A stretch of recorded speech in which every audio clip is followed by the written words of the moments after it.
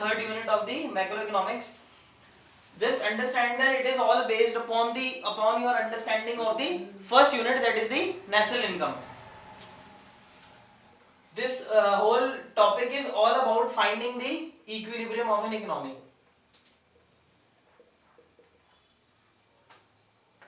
Means to find a certain point of income and employment at which the economy will be in equilibrium. Okay, that is the objective of this particular unit, and it was this whole model, this whole theory was given by Keynes, so it is also better referred to as Keynesian theory.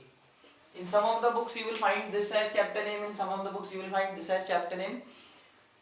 Remember, the theory is all about studying the equilibrium of an economy and was given by Keynes, so it is better known as Keynesian theory.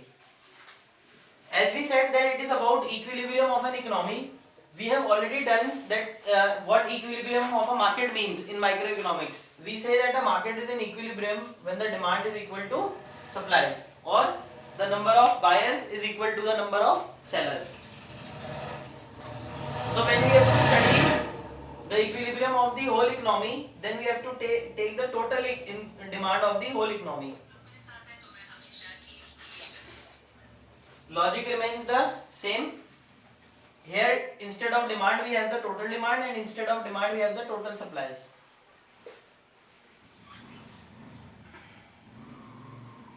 Total means for the whole economy, that is the demand of the whole economy and the supply of the whole economy.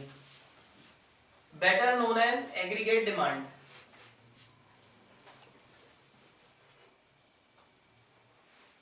And better known as aggregate supply. Aggregate simply means the total, the addition of all. So you can say that when the value of the goods and services which the buyers are willing to buy in an economy is equal to the value of the goods and services which sellers are willing to sell, then the economy can reach its equilibrium, and the level of income and employment at that point will be known as the equilibrium level of income and employment for an economy. Well, this is the basic idea of the whole unit, of whole chapter. And remember, it will depend, understanding of this part will depend on your understanding of the national income. Because in national income you have already studied that how an economy operates, how an economy works. Okay, so all those things would remain the same. The first important term of the Keynesian theory or this particular chapter is aggregate demand, that is AD.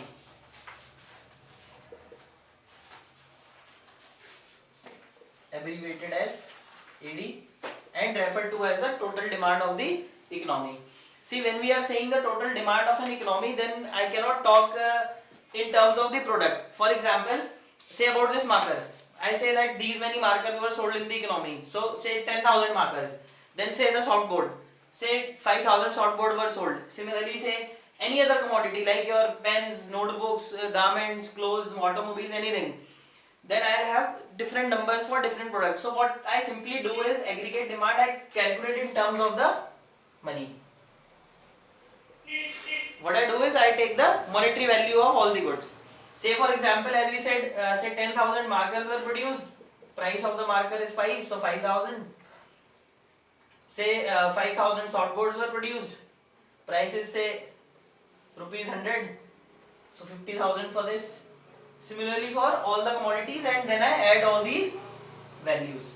Okay, simply converting them into the uniform unit, that is the money. Price into quantity.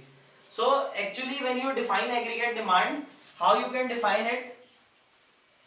It is the value of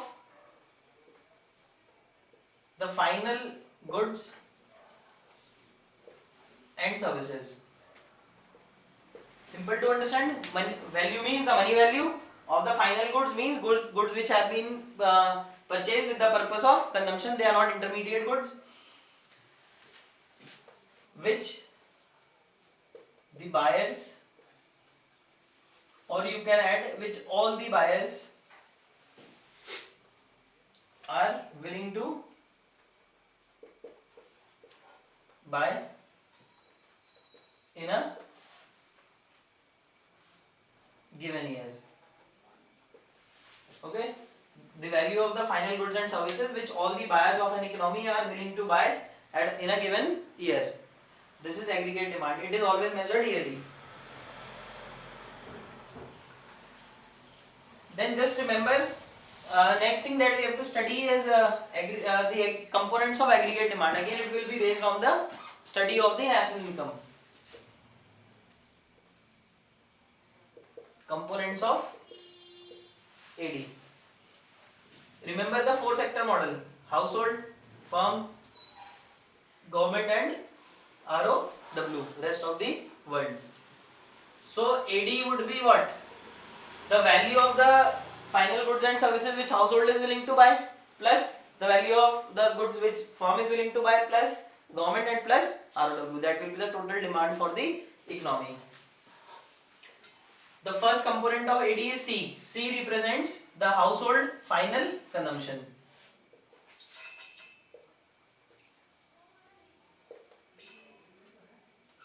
Household final consumption means that the money which the household is ready to or is spending on the purchase of the final goods and services. And again, just remember, when we were doing the expenditure method, then we did the private final consumption expenditure. So that included the household consumption expenditure. Then second component is I, that is stands for investment. It represents the expenditure of the firms.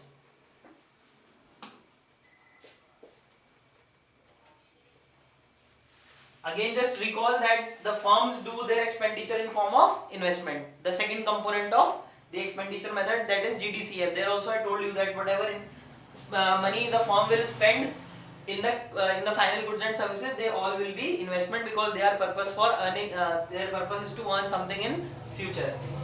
For example, if a firm buys a machine for itself, so it is a sort of investment which will increase the profitability of the firm. Then third is G. It represents the government's demand for final goods and services. Again, we had already discussed it in the expenditure method that the government's demand for the final goods and services is for the setting up the government organizations. Like for example, if the government wants to set up a new office for any of its organizations, say a BPO office, then what it would do is hire a land, goods and services, computers, everything would be bought, furniture, fixtures, everything. Though that demand is referred to as government demand for final goods and services. Remember, all demands are for final goods and services. Then rest of the world, it is net export. Again, just remember, actually we have done all the expenditures of all the sectors in expenditure method. At that time also I made the same diagram and told you that this is how you get the total expenditure in the economy, and that is actually the aggregate demand of the economy. That is export minus import. So it means AD will always have 4 components: consumption, investment, government expenditure and net exports. These are 4 components of AD. They may be asked from you in the form of questions. Now when we study the Keynesian theory, then we have 2 assumptions.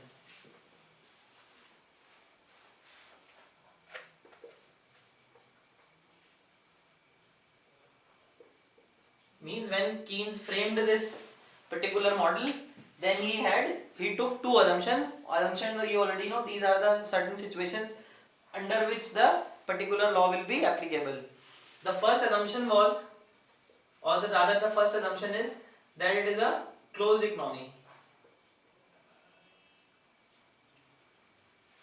Closed economy means that it doesn't have any relation with the foreign countries. No import export takes place.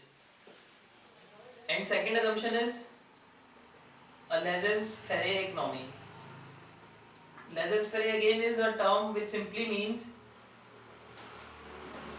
leave us free. Leave us free from the government intervention. No government intervention. Or you can say that there is no government in this economy, right? So once we apply these 2 assumptions, ROW is struck off, government is struck off. It means overall AD is only equal to C plus I.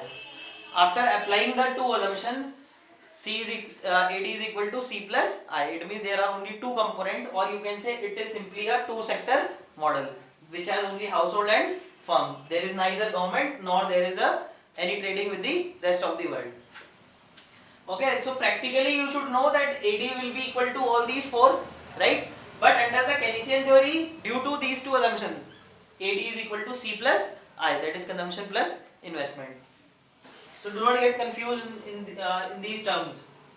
Remember, these are important assumptions, and this is the basic of the chapter. You have to understand it very carefully and try to give maximum for it, because if you understand the initial part only, then you can understand the remaining part. Actually, many people would say that this is a difficult topic, but actually it's the easiest one if you pay attention. Easy to score marks. Then we'll again continue with the properties of aggregate demand. First we will study the first component C, that is consumption. Okay, it is denoted by C, and it means the expenditure done by the household on the final goods and services. One very important characteristic of consumption is that there is a type of consumption which is known as autonomous consumption.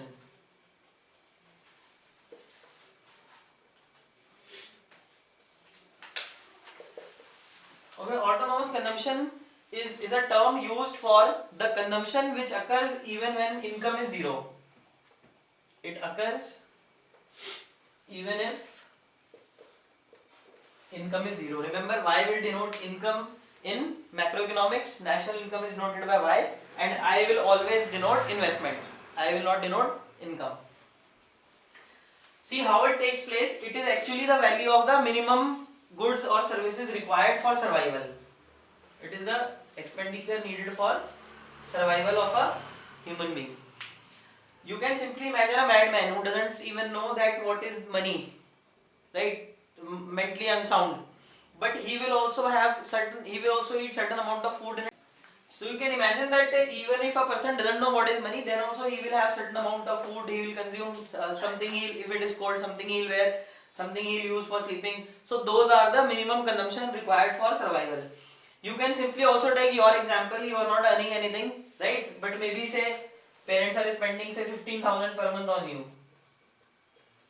Okay, include your school fee, tuition fee, fuel, everything, food, what you are eating, mobile phone. So it would be somewhere around this figure. So that is your autonomous consumption, but your income is zero, right? So when you have to define autonomous consumption, you will define it as the consumption which occurs even when income is zero, or you can simply say even at the zero level of income, and it is the minimum consumption required for survival. Example you can give of yourself. You will never forget this example. Now one thing I can conclude from here, that income might be zero, but consumption is never zero. Until and unless the person is alive, he will have certain amount of consumption. Like even if the person is in coma, then also he is consuming something, okay, medicines and all. Even after dying, you consume wood and other fuels. So consumption goes on till the person is there. Consumption can never be zero. Why I am stressing more on it? Because it's a simple logic, but many questions, many other logics and many other representations will be based on this fact that consumption can never be zero. So it's a universal truth. Now see, if consumption can never be zero, then it means that AD can also never be zero, because AD is what? C plus I. If this can never be zero, it may maybe say it is minimum is 100. So even if I is 0 and the other certain consumptions are 0, then also minimum value of AD will be 100 due to the presence of autonomous consumption. So when I draw, okay, first we will also study about investment, or rather we can represent consumption curve first. On the x-axis I have the national income, on y-axis I have consumption. So this is consumption, and this part is autonomous consumption. You can also see that it is positively sloping straight line. It means that as the income will increase, the consumption will also increase, because once you start earning a better income, you increase your demand for goods and services. For example, if a person's income rises, he may say to have a internet service for himself, or maybe to buy some insurance policy for himself, or maybe to have an air conditioner at home, or any other commodity. So consumption is directly related to income. This is the consumption curve.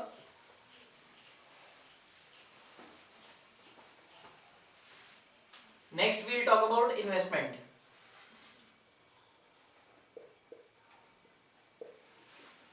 Investment can be defined as any expenditure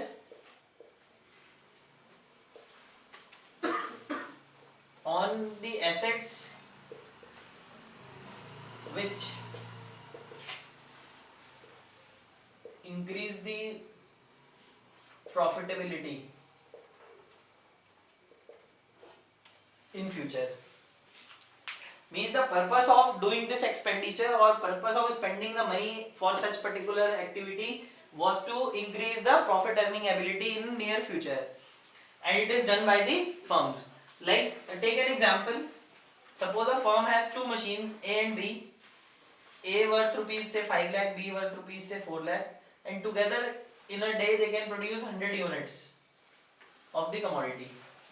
Now this firm again buys an additional machine for say 3 lakh, and now the total capacity increases to say 130 units per day.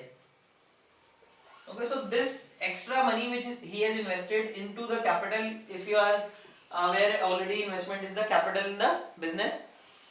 So that any investment or any expenditure which increases the productivity, and productivity would mean more profit, right, will be termed as investment.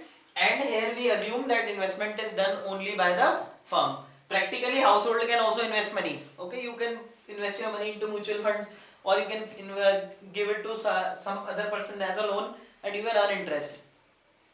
But here what we have to assume that it is done only by the firms. Again, investment can also be of two types.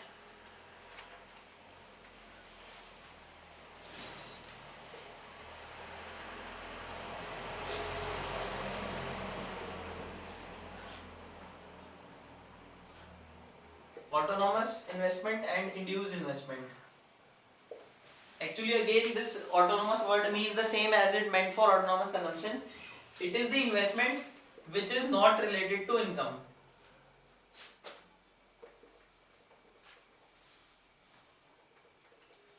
Or it is not related to the earning capacity of that particular enterprise. It is done by the government and the objective is welfare. Like, for example, if the government starts a hospital, so that is also a sort of investment, because it is increasing the productive capacity of the economy. The more services, more health services can be produced in the economy with coming of a new hospital.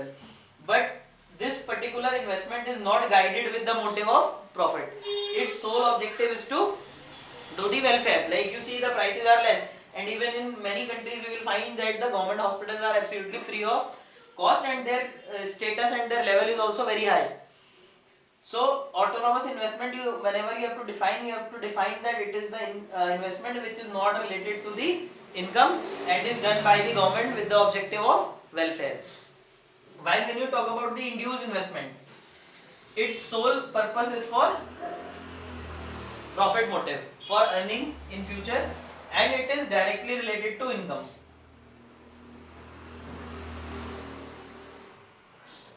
Directly related to income or directly related to future earnings, and it is done by the private sector. Right? These are the two type of investment, and these are the distinctions between them. So they may also be asked from you. You should always remember. Now just see, if I plot autonomous investment on a graph. Same, I am taking national income on the x-axis and investment on the y-axis, or I can denote it as I bar.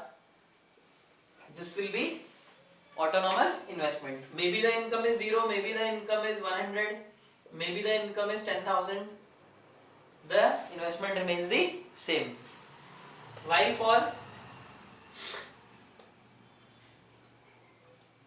induced investment, again national income on the x-axis and induced investment on the y-axis. More the income, more will be the investment, right? Direct relation between investment and income, or you can say it is a upward sloping straight line, while this is a horizontal straight line. And remember, when we talk about when we study under the Keynesian theory, we always undertake the autonomous consumption, right? So means you have to just understand that the investment in the economy would remain the same for a certain period of time.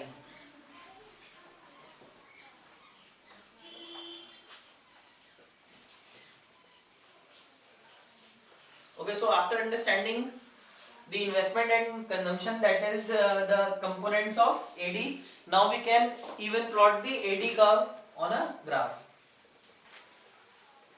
So AD curve is identical to the consumption curve because it is simply the summation of consumption curve and the investment curve, where investment curve is a horizontal line. So this is your AD, that is C plus I. This part represents the autonomous consumption. Now the important, this is again very important concept. A question may be asked to you that why can't the AD curve shoot from the origin, or why can't AD curve touch the origin? The answer lies in the same logic that AD can never be 0 because consumption can never be 0 due to the presence of autonomous consumption, right? The question again I am repeating, why can't AD originate from the origin, or why can't AD touch the origin, or why AD shoots from the y-axis? All will have the same answer, that it can never be 0. Okay, then next thing that we have to study is the consumption function.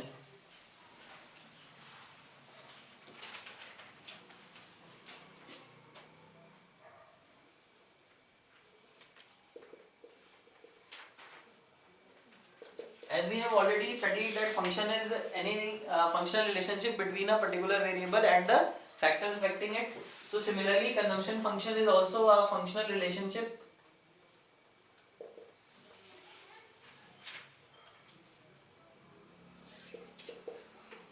between consumption and disposable income, because consumption has only one determinant, that is the disposable income. Again we have already done what is disposable income. It is the income left after paying necessary payments to the government, which is your tax and miscellaneous receipts. And always remember that there is a direct relation between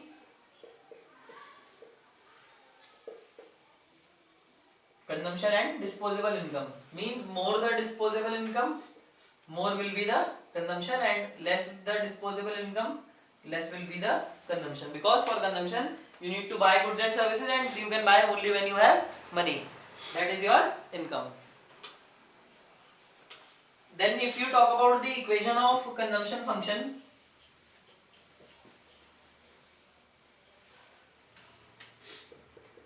the equation of consumption function is C is equal to C bar plus B into Y.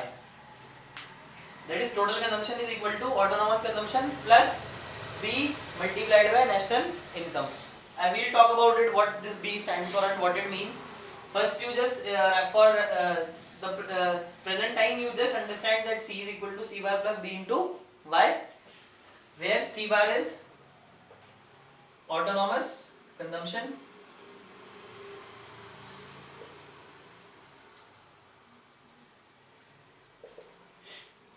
B is MPC, marginal propensity to consume, and Y is national income. We'll work on the equation, we'll derive various aspects of the equation, and we'll also go through what is MPC. Then we'll do it numerically. But before moving on to these aspects, we have to study or get the basic idea about the.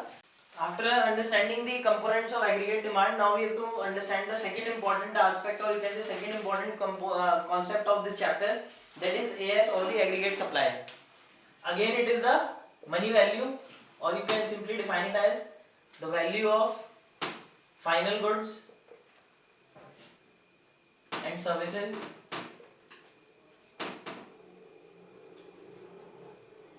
produced in an economy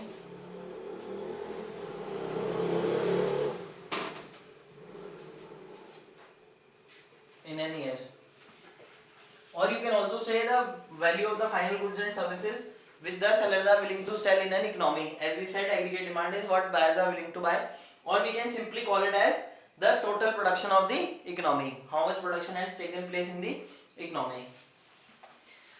Now again you have to remember that aggregate supply is equivalent to national income.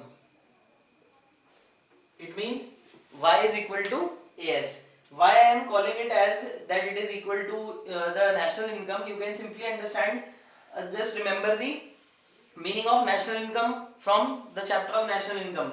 It is the value of the final goods and services produced in an economy, or the total factor income earned by the economy.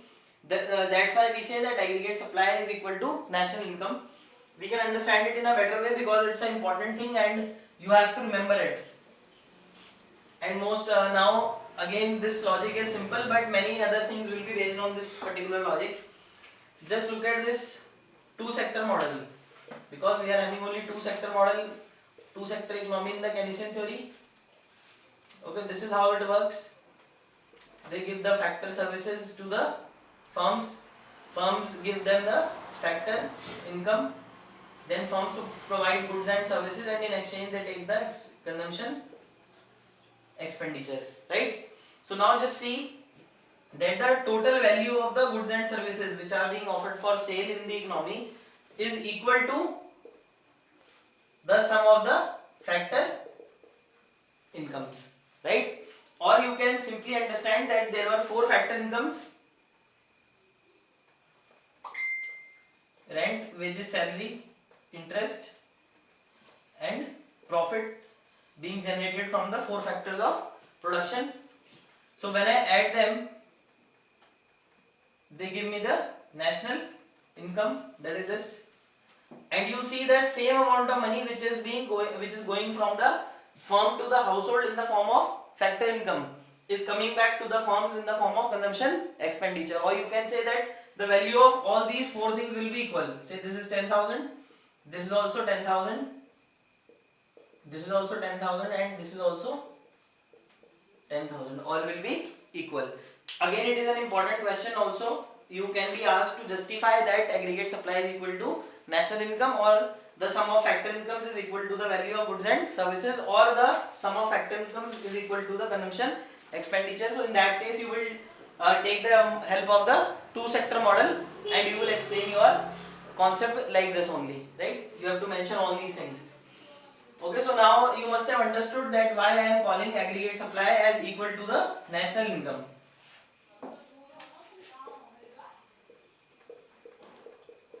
And also equal to C plus S, that is consumption plus saving. Why? Because once you get any income, you can do two things with that particular income. Either you can consume it or you can save it, right? Or you can say consumption plus saving is equal to income. We get this, Y is equal to C plus S, and that is also representing aggregate supply. So now we will study these two components of the aggregate supply. Consumption we have already studied what it means, that remains the same. We will study about saving.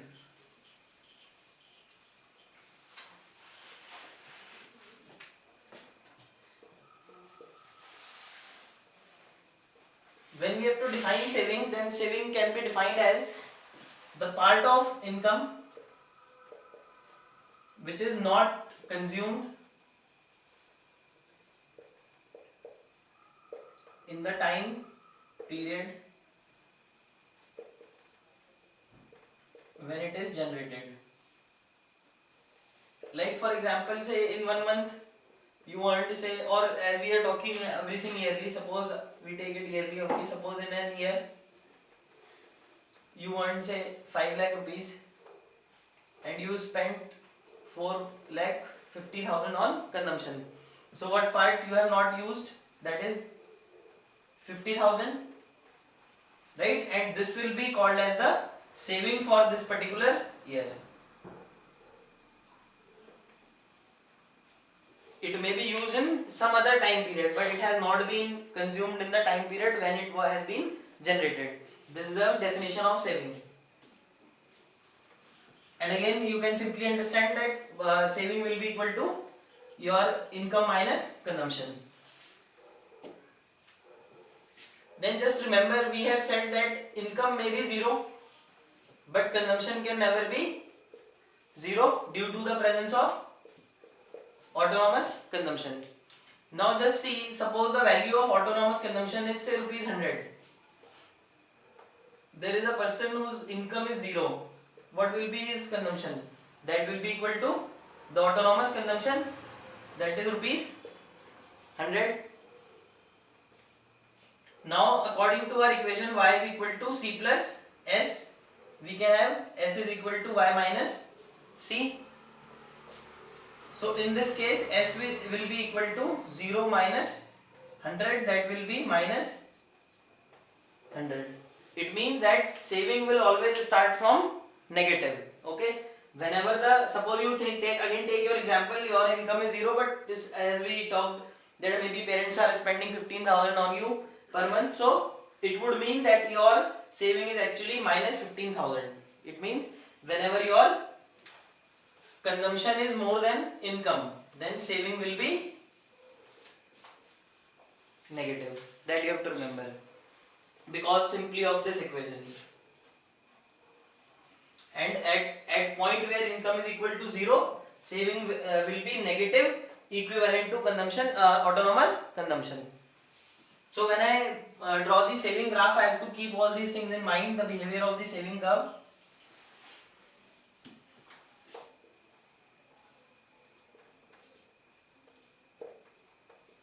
On x-axis we have national income, on y-axis we have saving.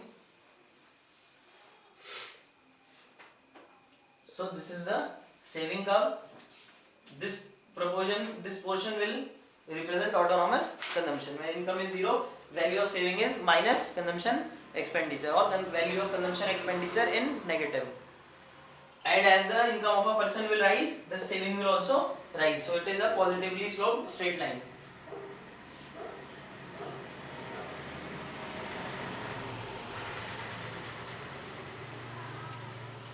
Now see, we have understood, we have read about, okay, first we will understand the diagrammatic representation of Y or AS, that is aggregate supply. Remember, it is equal to C plus S.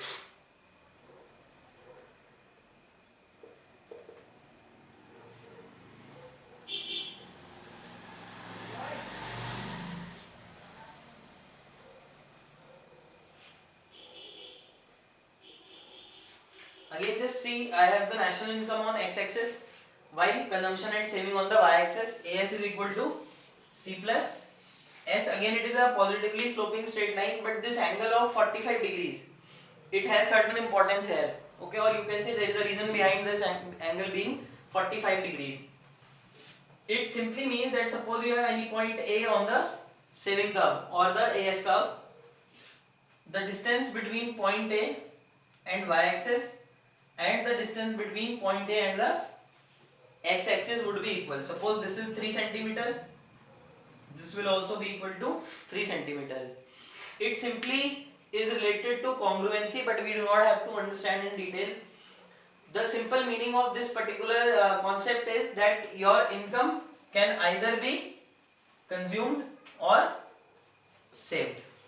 If you want to understand deeply, then simply this area will resemble what part you are saving and this area will resemble what part you are spending. So when you add the total area, it will be equal to your income. That's why this line should be having an angle of 45 degrees. So if you are asked that what is the importance of this 45 degree angle in the AS curve, what you need to mention is that the 45 degree angle on the AS curve with the x-axis or with the origin or with the y-axis, because here also it will be 45, simply implies that any point lying on the AS curve will be equidistant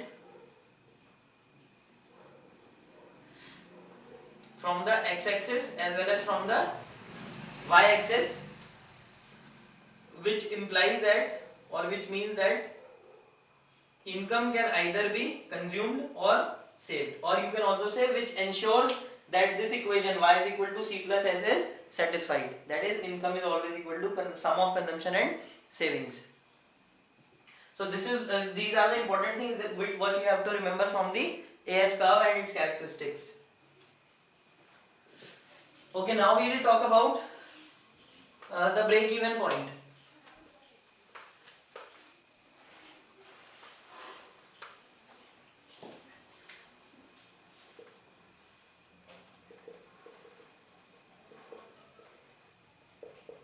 Break-even point, when we are talking about it in macroeconomics, it simply means a point where consumption is equal to income. Whatever you earn, you have consumed. Or you can say saving is equal to 0. This break-even point would simply resemble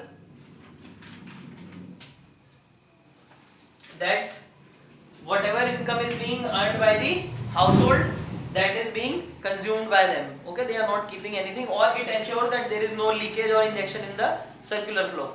That is the importance of the break-even point. If you have to define it, you will define it as a point where income is equal to consumption or saving is equal to 0. Remember the consumption curve and the income curve. That is y or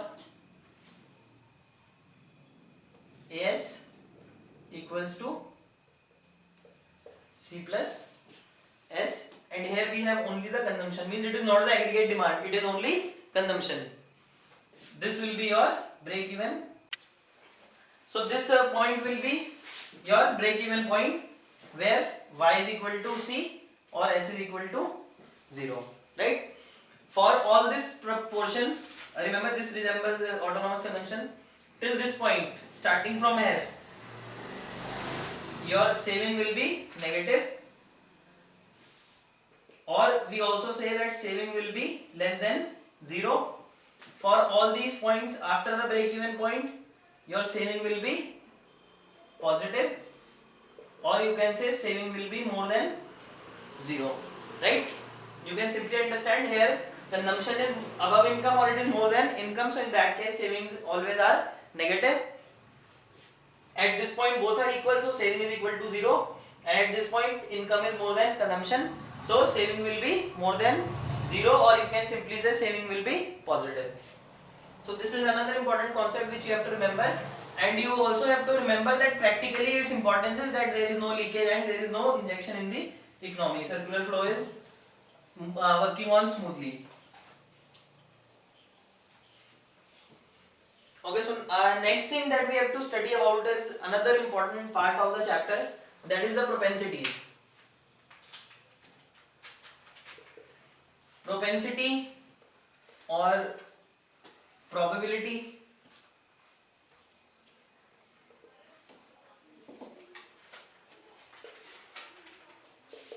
or you can call it ratio, or you can call it part, or you can call it percentage. Okay, so I have written few words here, like probability you must have heard, ratios you must be knowing what they mean, part, what part of a particular or what fraction of a particular data a particular other variable is having, percentage again you know what it means out of 100. So propensity is simply how a person is dividing his income, right? That is consumption and saving. What part of his income he is consuming and what part of his income he is saving, that is meant by the propensities, the basic meaning of propensity. So now we will move on to technical words or the type of propensities. The first propensity is APC, that is average propensity to consume.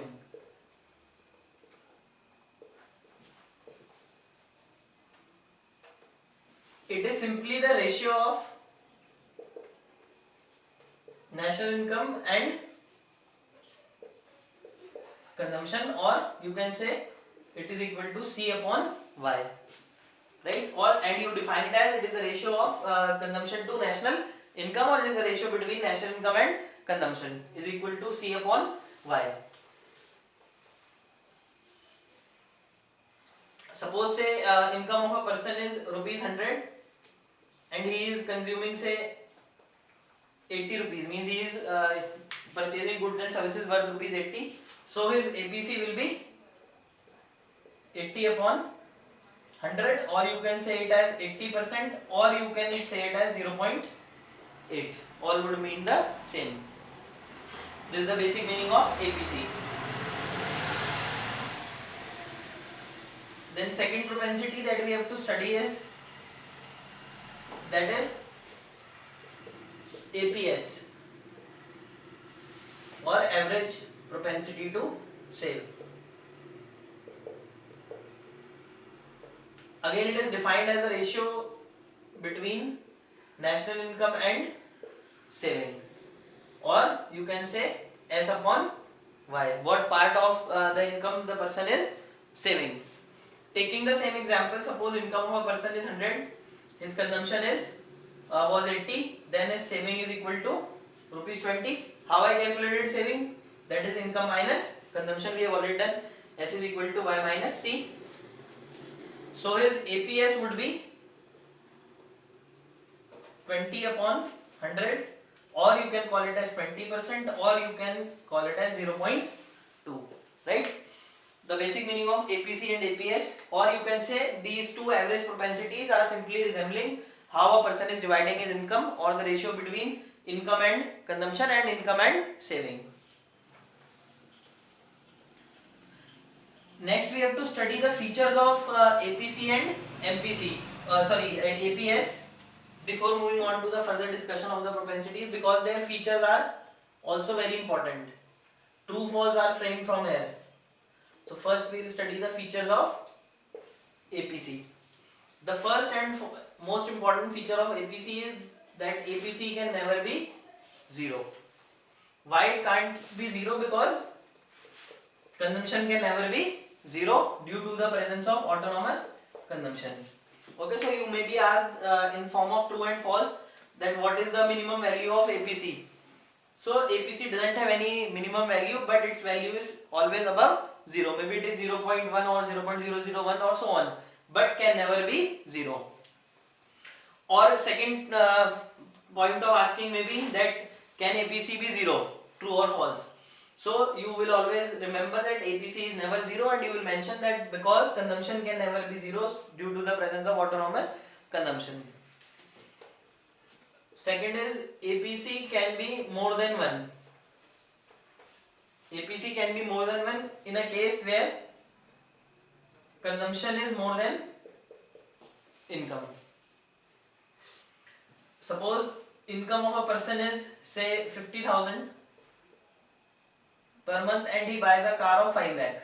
So it means that his income is less but his consumption is more.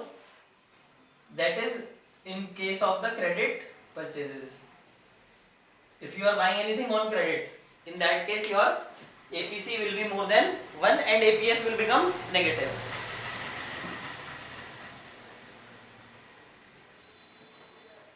Then next is APC decreases with increase in income. Means that as the income will increase, APC will go on decreasing. See, there is a simple law which is known as universal law of saving.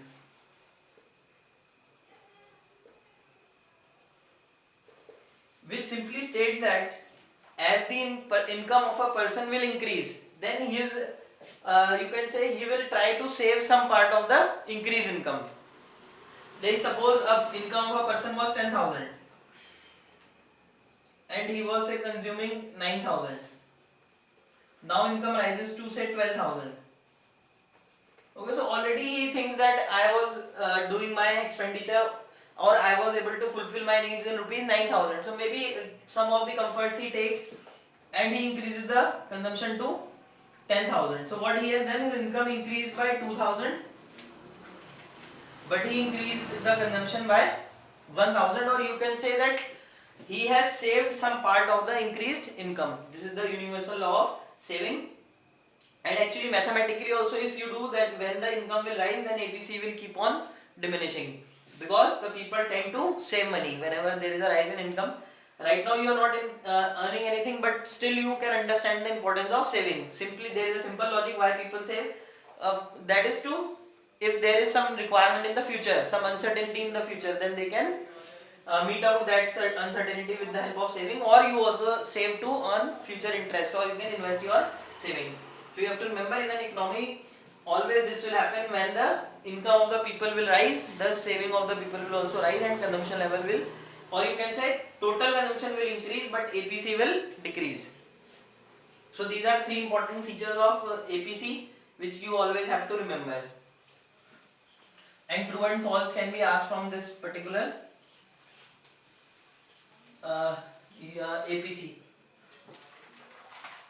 Then next we have to study about the features of APS.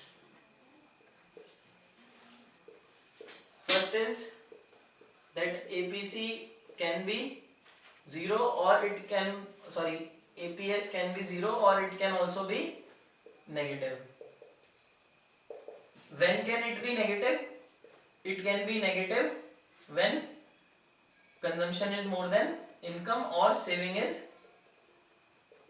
negative. Just remember that for any point where C is more than Y, savings are always negative. So in that case your APS will be negative, and 0 when at the break-even point where saving is 0. Then second is that APS rises with rise in income. That is, when the income of the people will rise, then their tendency to save will also rise. These are two important features for APS that you have to remember. And you also have to remember that it can never be more than 1.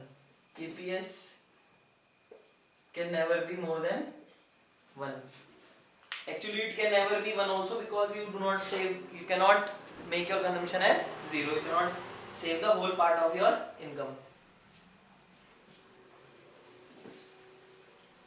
These are three important features of APS and three important features of APC from where the questions can be framed from you.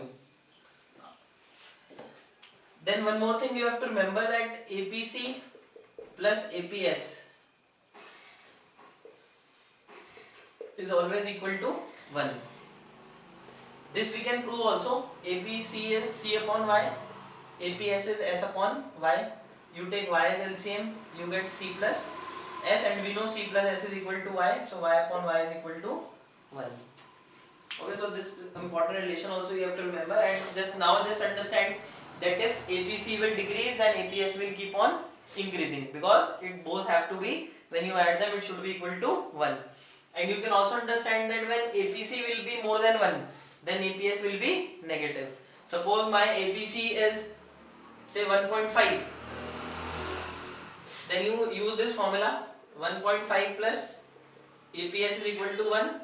So APS is equal to 1 minus 1.5, that will be minus 0.5, right? So remembering this relation can also help you solve your question based on the true and false, and it will be important when we solve the numericals also.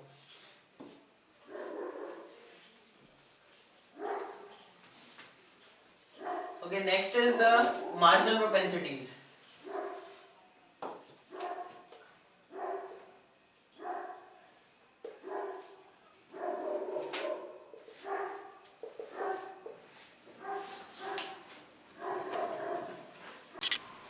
Now we have to talk about the marginal propensities. Remember, this word marginal always means change.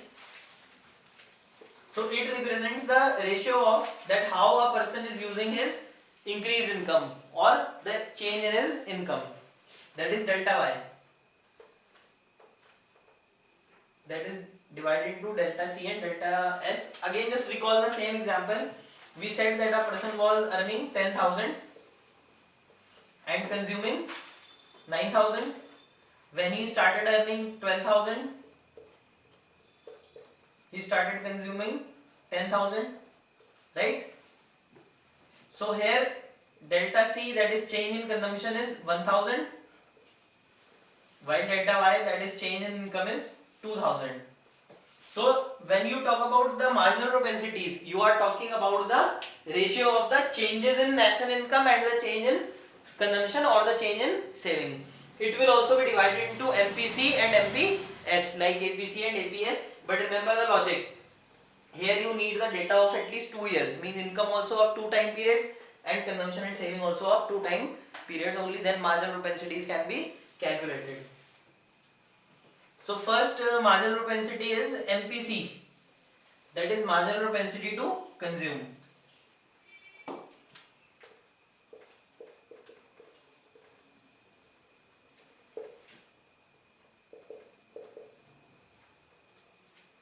Again, it can be defined as the ratio between the change in national income and the change in consumption, or you can say it is the ratio of the change in consumption to national income and is equal to delta C upon delta Y. When you talk about MPS, then it is the ratio between the change in income and the change in saving and is equal to delta S upon delta Y. Just remember, average propensities, they measure the total ratio of income to consumption or saving, while marginal propensities, they measure the change in the consumption and saving with the change in the national income. So these are again two important propensities, and they are also equal to 1. If you add them, MPC plus MPS, that will also be equal to 1. Again we can prove it. MPC is delta C upon delta Y, MPS is delta S upon delta Y.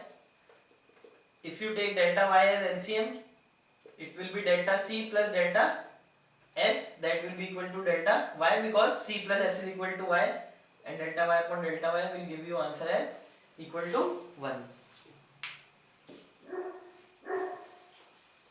Now again, as we had the features for APC and MPC, we also have the features for the marginal propensities. So first we will go through the features of MPC. The first feature of MPC is that its value lies between 0 and 1. Right? It means that MPC can also be 0. Just again recall that if MPC is 0, we are not saying that consumption is 0. We are just saying that the increased income has not been consumed by the person. Like suppose again you take the same example, and in that case, even when the income of the person rises from 10,000 to 12,000, he continues to consume only 9,000. So it means consumption is not 0, but change in consumption is 0. So in that case, MPC will be 0 and its maximum value can be 1. Then second is MPC remains constant in the given period of time, because it is actually resembling the behavior of the consumers, how the consumers are changing their national income, so that ratio tends to remain the same. Okay, then these are two important features from where the questions can be asked from you. Then next is marginal propensity to save. Again we first of all, its value will lie between 0 and 1. It cannot be more than 1, because you cannot save more than the increased part of your income. Second is that it may also be equal to 0 when entire increased income is consumed, and it also remains constant in the given period of time, because if MPS and MPC you add them, they are equal to 1. So if MPC is remaining constant, then MPS will also remain constant.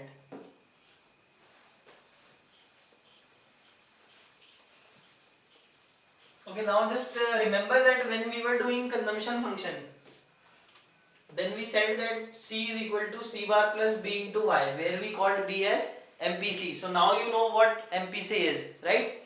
Now suppose we take an equation that suppose national income in an economy is 100, autonomous consumption is 10, and say MPC is 0.8. So in this type of economy, if you want to calculate the consumption, that will be equal to C bar, that is 10 plus B, that is 0.8 into 100. So it will give you 10 plus 80, that is equal to 90. Means total value of consumption will be your autonomous consumption plus the part of your income which you are ready to consume, multiplied by the national income, and that will give you total consumption. This is how consumption function is calculated. So you might find these also given in the book, how you have to calculate the consumption. Now again just remember this equation of consumption function, and from here we will derive the saving function, or we can call it as the derivation of saving function from consumption function. First remember the equation y is equal to c plus s, or s is equal to y minus c. Then remember c is equal to c bar plus b into y. These are my two equations. First s is equal to y minus c, and second c bar is c is equal to c bar plus b into y. Now I can write the first equation, s is equal to y minus c. Then y, s is equal to y minus, instead of c I put equation number 2, because c is equal to c bar plus b into y, right? Now we will just open the brackets. We will get minus c bar minus b into y. Now what I do is I bring minus c bar this side and take y on the other side, so that I can get y as common. So s is equal to minus c bar plus y minus b into y. Now s is equal to minus c bar, you take y as common, you will get 1 minus b. Here what do? I took y as common, right? So y outside the bracket, and inside y divided by y, that will be 1, and by divided by y, that will be b. So 1 minus b. Or I can say s is equal to minus c bar plus y into mp s, because remember b is what? MPC, and MPC plus MPS is equal to 1. So it means that MPS is also equal to 1 minus MPC, or 1 minus B. Again, this is the important derivation which you have to remember. Step by step you should know it. It is simple. We have just applied simple mathematics here to derive the function. You need not learn it. If you just can understand it, it would be easier and better for you. The question may be asked that derive the saving function from the consumption function. So this all you will have to mention. Mention the equations, both the equations. Then when you write this, you can mention putting equation 2 in 1. After that, simply first you have to open the bracket, so minus sign will be applied with both. Then just shift c bar on this side so that you can get y as common. Take y as common, you will get 1 minus b, and that will be equal to mp s.